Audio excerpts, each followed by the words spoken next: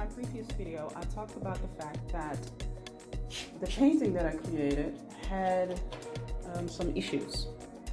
So this is the painting. And when you look at it, it seems fine, right? Varnish seems to be fine. Nothing really troublesome. Until you look from the side. So I hope, yeah, you can catch it. Now, if you look very carefully, there are patches. There are patches. And there are patches. Now, probably here there might be patches as well. And I also see that in some areas, debris also hit the painting. So this doesn't make me all too happy. You see there, over there as well, debris. And if you varnish over debris, you varnish the debris as well. So I'm not all too happy about the outcome of the painting. And as you can see, it still has like a, even though the varnish is a matte varnish, it makes it dull. And that is not what this painting is about. You can look at this painting and that is not what it is about. This painting is very vibrant, very alive, and I want to keep it that way. Now it has been drying for quite some time, but I'm gonna leave it alone. I'm gonna leave it alone for a while.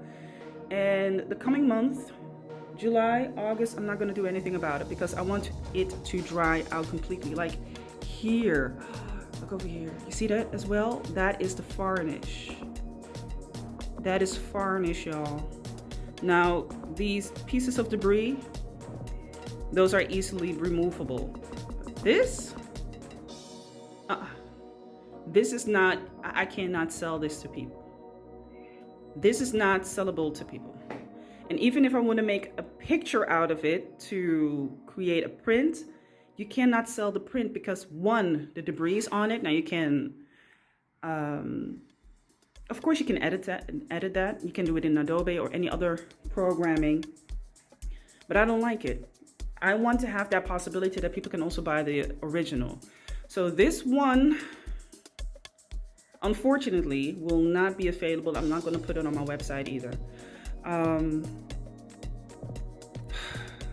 Big sigh, but hey, shit happens. Shit can happen.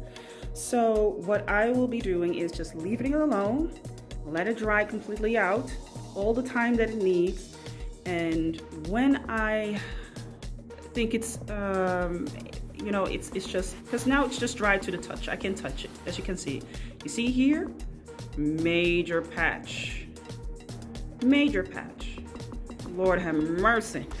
So I'm just gonna leave it alone. I will have the materials as soon as I can to remove the varnish. If I need to retouch the painting, I will have to do that. Probably so, because as you can see, it's just dull. Now there's a technique called oiling out. Will bring the painting alive again. The vibrancy of it will bring back alive. But before I even do that, I just want to see what happens if I remove the varnish carefully, look at how it, you know, appears. If there is any retouching that I need to do, I will do that first. And from that point, I will oil it out, let it dry, oil out, and then revarnish in the proper way. So unfortunately, can't do anything with this one. And it's gorgeous, but that is one of the dangers. One of the risks that can happen when it comes to being an artist. Sometimes your shit goes bad and there's nothing that you can do about it. So you have to roll with the punches. Would it be a huge problem for me to create this again? Probably not, because that is not the issue. The issue is it's already finished and I don't want to do that. So yeah, you know, I will keep you posted, updated, and I think it would be a great idea also as well to show you how I possibly can fix this, right? Like here, oh my gosh, look here. Everywhere patches. Lord have mercy. Oh Lord, oh Lord, oh Lord. I have faith.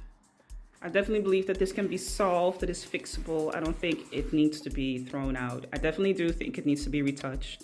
Because to me, the color is dull. But maybe that could be the consequence of the varnish that made it dull that way. Yeah, no fun. No fun at all. And maybe the oiling out will bring the vibrancy back. I really don't know. But I just have to be patient with this one. So for this month, July, we ain't gonna do ish. We're just gonna leave it alone so that it can dry out. I actually want to take it further all the way to August. We're in the summertime anyway, so I'm gonna take it further into August. Start doing other paintings, you know, focus on that one. It hurts, it stings, but it can happen. You know, it can happen. Nothing I can do about it right now at the moment. So I'm just gonna let it go. She's gonna be a project. I'm gonna keep you updated.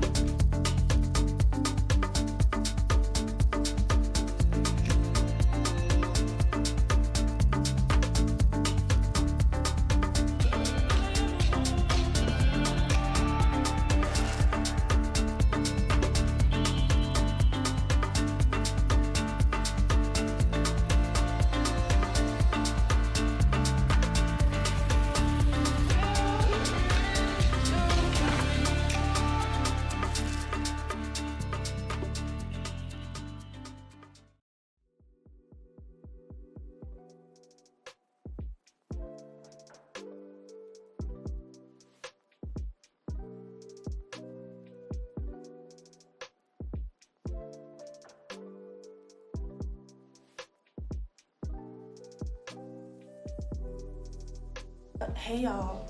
Greetings studio. Welcome. Bienvenue. We're back in the studio. So as you can see, y'all saw the damage, right? Listen, when I'm telling you this hurts, I wanna cry. Baby, I wanna cry big ass tears. And I can imagine that as an artist, you want to produce as much as possible. At least I want to elaborate this collection, of course, the MCJ Studio collection, but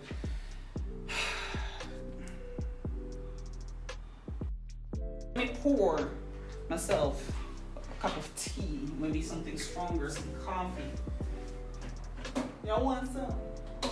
It is so rainy outside. I'm hating this. Like, what happened to July? Listen, y'all not Mother Earth, Mother Nature. I'm asking you. I'm pretty please asking you not to let July go by like this. This is my month.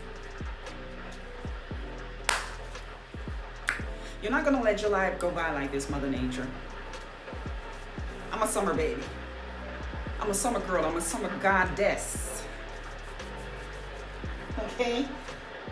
I'm a summer goddess. You're not gonna let July just go by like this.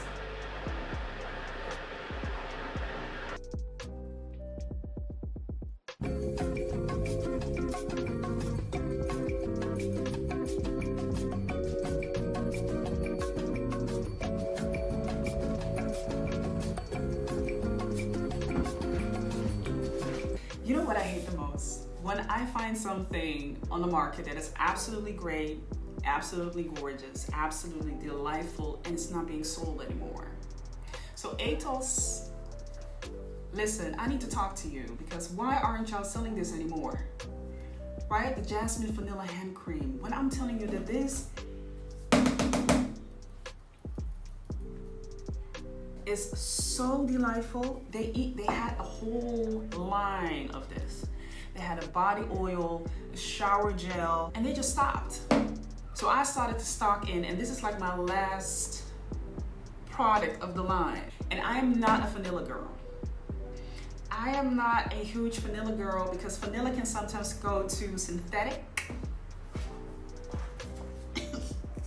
If you're artistic person, business owner, and you work a lot with your hands, I do with paint. You might be a sculptor, you might be someone who you work with other types of material. Take care of your hands, because we cannot be out here with ashy hands. All right, melanated people, all right, our youth might be something that can be prolonged for a long time, because your girl is 41 and she doesn't even look that way. All right, this gray is maybe giving it away. But she doesn't look 41 though. But we do get ashy, and it's not a good look. All right, that ain't cute. That ain't cute. I think I've talked about this before in some videos somewhere, but I'm gonna mention it here again. And the reason why I want to really express that is because presentation really matters when you go somewhere. Presentation really matters when you step somewhere into in a meeting, an office, you go on visits. Baby, you need to look presentable.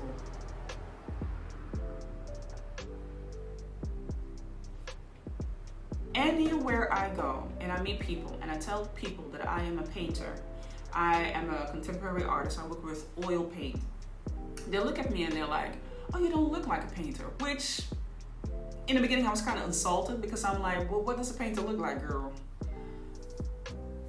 What does a painter look like, my guy? I need to know. And then I started to really think about it, and I'm not so offended anymore. People have a certain idea about how a painter looks, which I can understand, because a lot of people have this notion that we are under the paint, we are dirty, we're working with our working clothes, we have a certain look. I don't know what they are looking for. Maybe it's something like this. Do I look anything like that?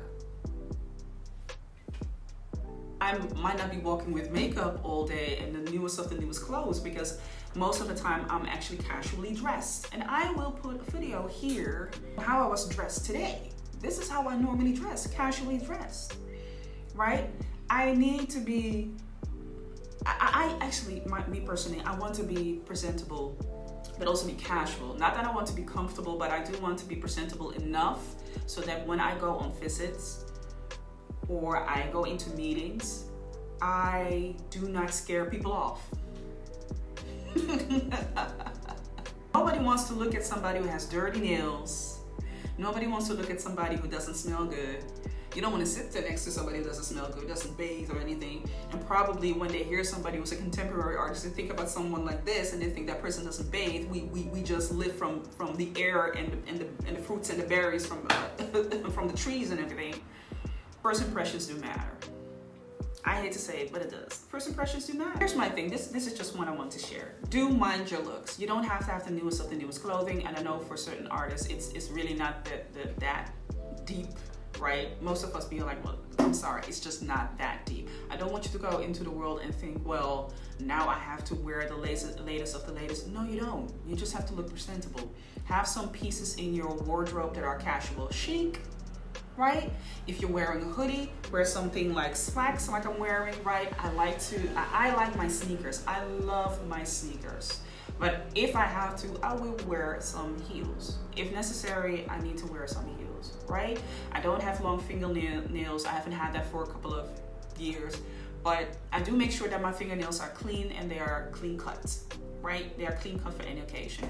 I make sure that I wear some hoops, that my hair is done. If my hair is nearing a moment where I have to do, I have to wash it and style it again, hairband, pull it back, the curls always work. Curls never go out of style. I make sure that I have a lip balm or a lip gloss. I don't always wear mascara, but sometimes mascara helps open up the eyes a little bit. I always make sure that these are manicured.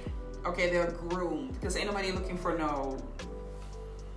nobody looking for Mr. Grumpy. You know, from the Muppets? The Muppets? The two old men, the two grumpy men who were sitting on the balcony, always making fun of other people. Anybody want to be looking like that? Okay, y'all need to clean it up. Looks matter. People do judge you on your look, and you can be sitting here and being like, well, that's not fair. Well, not a lot of things in life are fair. So get with the program. Another thing that I want to talk about is this particular article. Now, I saw it on the threads. So the issue that I have with this particular article is that the way this is being presented as an acceptable reason for people still to be culture vultures, an acceptable reason for people to still slide into the back door of an alley and invite themselves to the party they had nothing to do with, they didn't contribute anything to. I know it sounds like something really respectable, and I have to adjust my chair for this. It sounds like something really respectable. It sounds like something that might be like, oh, finally somebody recognizing that, yes, brown and black women and men have been, part of, not part, but have definitely been the founders, the executors, and innovators, and the originators of black culture. Dare I say, popular culture, pop culture, fashion, arts, media, culture, all of the things and all of the above. And when it comes to long nails, I'm not going to discuss whether you like it or not. Me personally, I have no problem with it. I think it's a beautiful art. I don't like every style, but there are styles that I'm like, baby, give me 10 of them. If I had 10 hands, 10 pair of hands, I want to have them on all 10 pair of hands. All right? I want to have them on all 10 pair of hands. I came into contact with long nails, nail art in the 80s.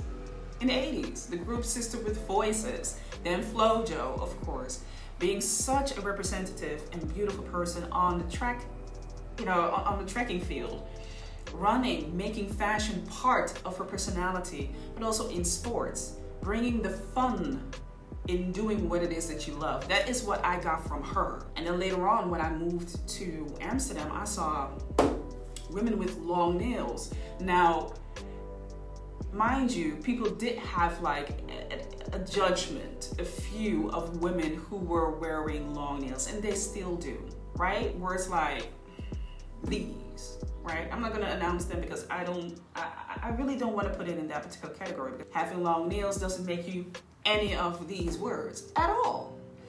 But for the longest, they have been applied to black and brown women within the community. And as many other elements of black and brown culture, of indigenous culture, have been taken by white people into the mainstream, when it's being placed in that particular framework, in that scene, in that situation, from that perspective, it's now being labeled as exotic, innovative, progressive, avant-garde, so original, excuse you. That's interesting. People to say that it's original. It has been before ages. And now all of a sudden it's original. You gotta run that by me once again, because I don't understand. I have a huge issue with this particular comment, and he's forgetting that black and brown women are still pulling this forth, and it still belongs within the brown and black popular culture. Am I saying with that nobody else can use it? No, I'm not saying that. But I definitely want to put focus on the fact that people should stop acting as if this is such a groundbreaking statement. He is basically not adding to the conversation that is happening right now at this particular point, where black and brown women are being demonized, misogynoir, being ridiculed for expressing themselves in a way that is just normal within the black and brown community. But when it's being used in the white community, it's all of a sudden all of the things and the things of the things.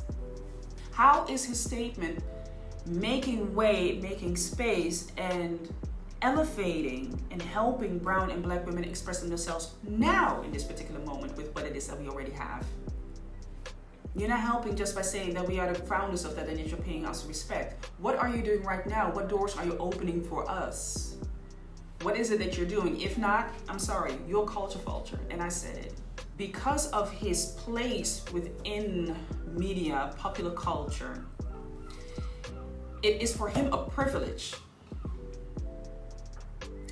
But for black and brown women, it's not. It's an ask. It's a can I, may I, or let me act as normal, as standardized and conventional as possible to be accepted, while people like Marc Jacobs get the privilege to do all of this. How are you then adding to the conversation that will open up the gateways for people just to use it for all people, not for those who have the privilege to do whatever it is that they can do?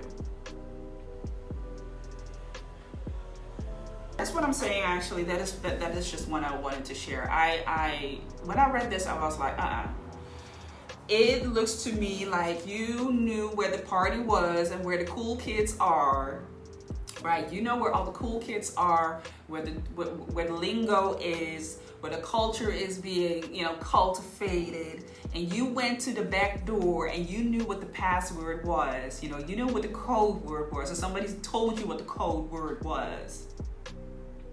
Somebody told you what the code word was, and you slid through the back door saying, well, I'm part of the club too, and I want to join in.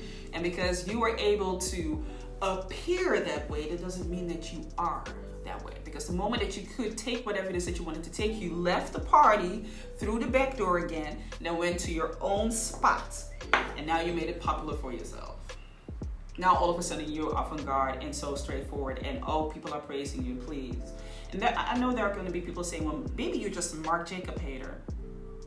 Am I? Child, please. When I'm thinking about it, it is actually about who Marc Jacob is and what he has as a status and a function within popular culture, within the fashion world. So yes, it is actually about that, because he has the power. And making this statement, it ain't it. It ain't it. Another reason why I'm actually talking about this is because I feel that this is so dangerous for people who are originators, the real originators and creators and innovators when it comes to artistic expression, output, views. That is you and that is me. Others get the opportunity to be inspired and therefore walk away with whatever it is that has already been founded by people. And it's more so when it comes to black and brown people, indigenous people. I find this a dangerous thing. Culture vultures, specifically for brown, black, indigenous, marginalized groups. I find it a very dangerous thing. And the last thing that we want is that a group of people is getting power over what it is that they can copy and paste, because that is exactly what is happening when it comes to culture vultures. It's copy and paste. The people that are originators are not being put in front of the people saying, these are the originators, they should get the pull, they should get the resource. It's not being done. It's being taken, and then when they are in the mainstream, it's being said, well, we thank the people that have done it. Excuse you?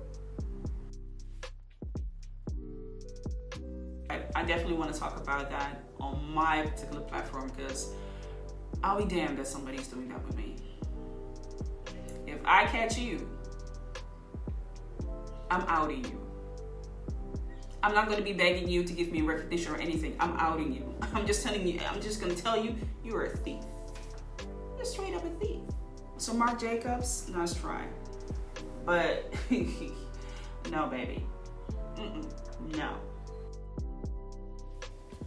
As promised, I would show some footage of the submission that I did for the open call at the Van de Eester Museum in Amsterdam. So the Van Eesteren Museum is a museum, very small museum in Amsterdam New West. They had an open call to include the availability and highlight and focus on all of the artists in New West.